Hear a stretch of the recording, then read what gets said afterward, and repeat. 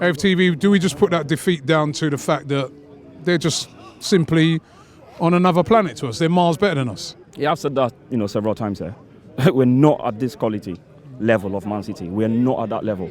The whole world knows that. There's no way to say it better than the fact that we are just not good enough. And it's going to take us a long time for us to get to this level. I don't know when, but it's going to take us a long time. A lot of investment, not just investment because you want to spend money, but investment in the right kind of players. I was checking it out today, right? We've been here nearly, sorry, we're coming to the end of the decade. Yeah.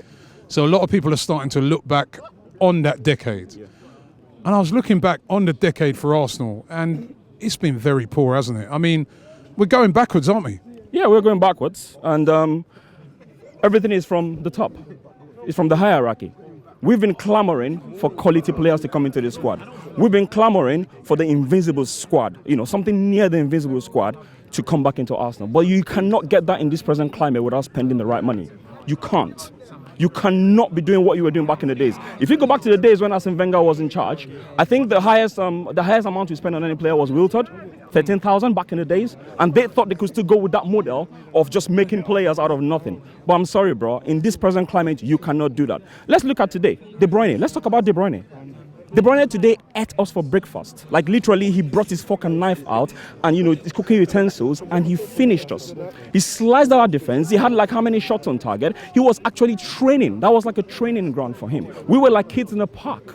And to be honest, I wasn't expecting we were going to win this game. I must confess, I wasn't expecting we were going to win. I was expecting we were going to, try to squeeze a draw if possible. But it was really embarrassing today. It really showed that we are not at this level, and it's really, really, really going to take us time to get there. So for me, I would say that we just take this kind of defeat and just put it behind us and forget about it. You go home, you sleep, and forget about it. Listen, there's games coming up, thick and fast.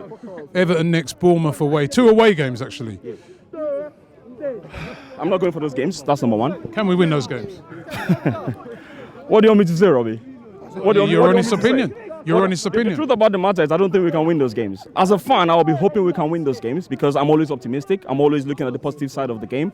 But with the way we're playing, I think we're 11th now. No, we're 10th now. And if Brighton should win their game, no, not Brighton. If Crystal Palace should win their game, we're probably going to be 11th. And right now we have -3 on goal difference, which is really poor for a team like Arsenal.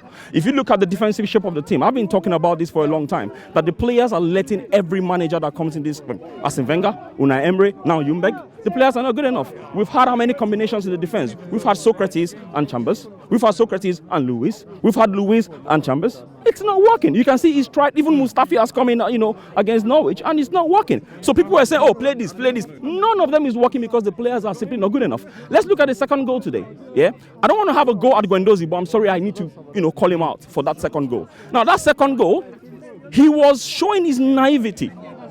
He was showing his childishness in that game. Because what happened was, De Bruyne turned him so easily because he was standing on the wrong side.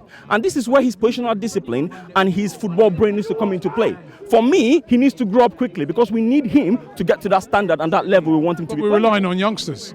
At the end of the day, he's an 18, 19-year-old kid. So what do you expect, Robbie? Today we had about 6 or 7 youngsters on the pitch. Why? Because the big boys are not doing it. If the big boys are not doing it, what do? You have to play with the youngsters. If the experienced players you have are not working for you, you have no choice than to, okay, fine. It's better I just lose with the young boys than for me to be playing with the big boys that are going to be messing me up. It's really that simple. So for me, I'm going to pray and fast and hope Arsenal win. It's really that simple. Thank you very much, man. Cool.